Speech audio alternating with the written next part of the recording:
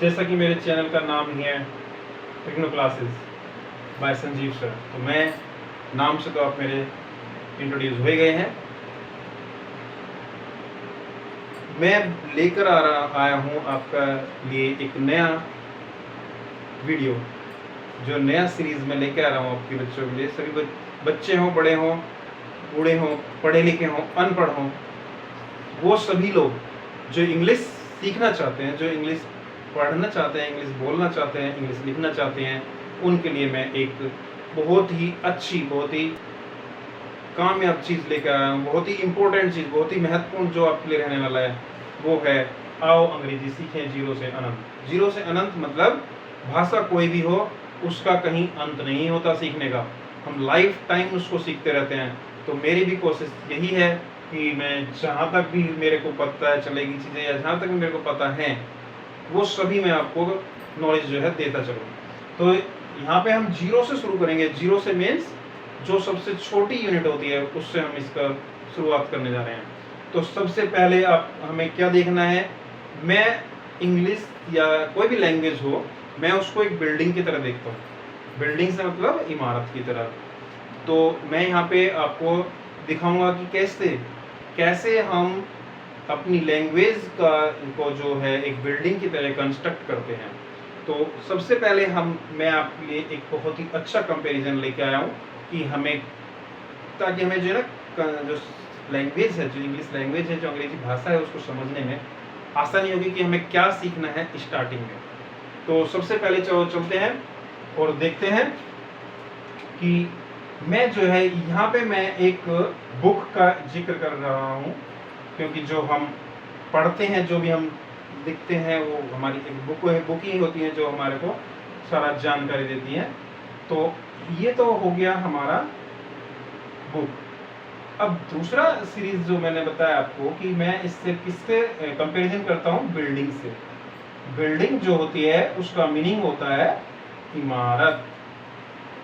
हिंदी में इसका मीनिंग होगा इमारत, और इसका मीनिंग होगा किताब, पुस्तक, जो भी आपकी भाषा में आपको बोलते हैं, आप इसको किताब बोलते हैं या बुक बोलते हैं या पुस्तक बोलते हैं, जो भी आपको समझ में आ जाए। तो हम करते हैं नीचे से स्टार्टिंग, ठीक है।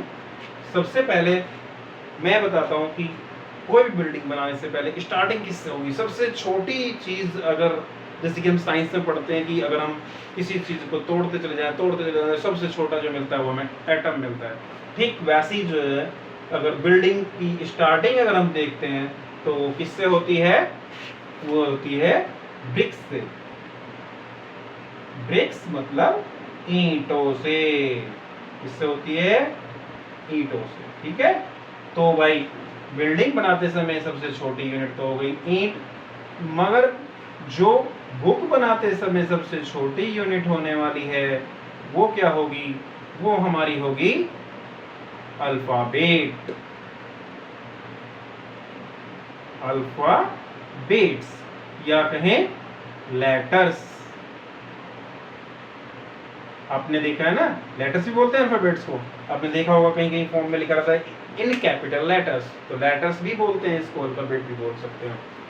और हिंदी में इसको क्या बोलेंगे, वर्ण बोलेंगे। क्या बोलेंगे, वर्ण। अगर हमें हिंदी भाषा सीखनी होती तो हम उसमें इसको वर्ण बोलते, लेकिन हम यहाँ पे क्योंकि इंग्लिश भाषा सीख रहे हैं तो इसलिए इसको बोला जाएगा अल्फाबेट्स और लेटर्स। इसके बाद ब्रिक्स के मिलने से क्या बनेगा, अगर हम ब्रिक्स को एक के ऊपर रखते चले जाते हैं तो क्या बन जाती है, तब हमारी बनती है वॉल। क्या बनती है, वॉल बनती है। वॉल मतलब होता है दीवार।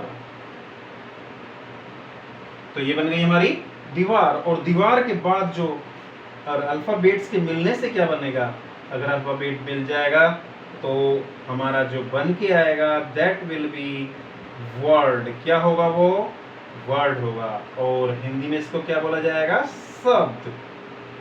ओके। तो ईंटों से मिलकर बनी वॉल और अल्फाबेट से मिलकर बना वर्ड। अब वॉल जब बहुत सारी बन जाए, जब तो चारों तरफ वॉल हो जाएगी, ऊपर छत लग जाएगी, तो क्या बन जाएगा, तब हमारा बनेगा एक रूम। क्या बनता है बच्चों, रूम बनता है। यहाँ पे बच्चों के आना मेरे को कभी कभी अजीब सा लग रहा है, क्योंकि इसे बड़े भी देखेंगे, जो बुजुर्ग हैं वो इंग्लिश सीखना चाहते हैं वो भी देखेंगे, इसको सभी देखना चाहेंगे, क्योंकि ये आपको बहुत ही फायदा पहुंचाने वाली चीज़ है। तो इसको बोलते हैं कमरा। क्या बन गया हमारा? कमरा। अब हमारे जो वर्ड्स हैं उनको मिलाने से क्या बना पाएंगे हम? उन्हें मिलाने से हम बना पाएंगे सेंटेंस। क्या बना पाएंगे? सेंटेंस बना पाएंगे। और सेंटेंस के लिए को इंग्लिश में क्या बोलते हैं? हिंदी में सॉरी, वाक्य।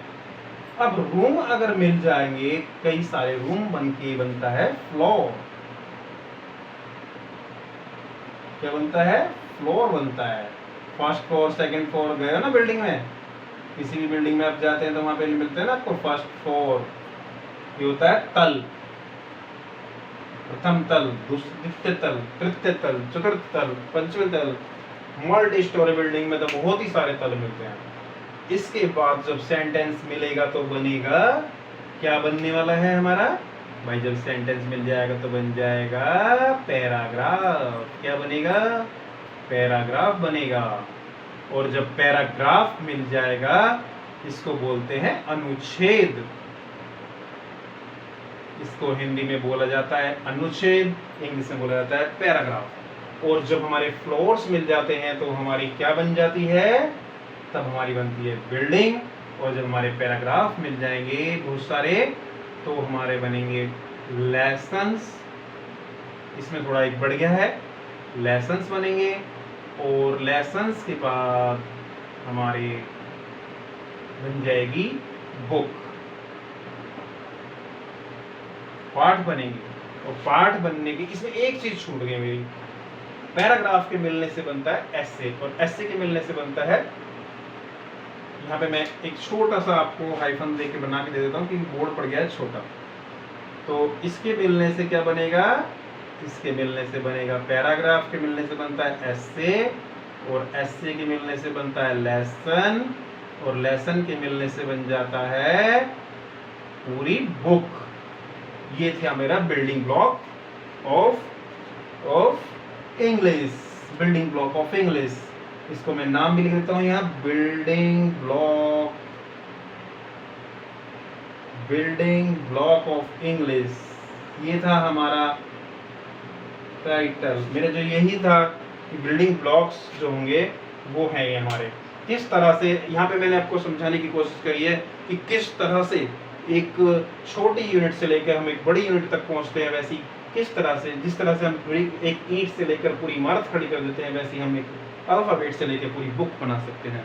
क्योंकि हमें स्टेप बाय स्टेप चलना है। तो सबसे पहले हमारा जो आज की वीडियो में इतना ही मैं समझा रहा हूँ।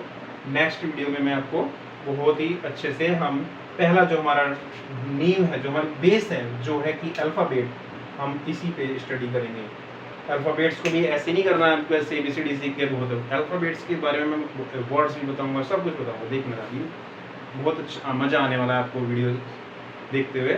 और मेरे को उम्मीद है कि मेरे इस जो कोशिश, जो मेरी ट्राई है, ये सभी के लिए बेनिफिशियल होगी। और जो भी लोग इंग्लिश सीखना चाहते हैं वो सीख पाएंगे।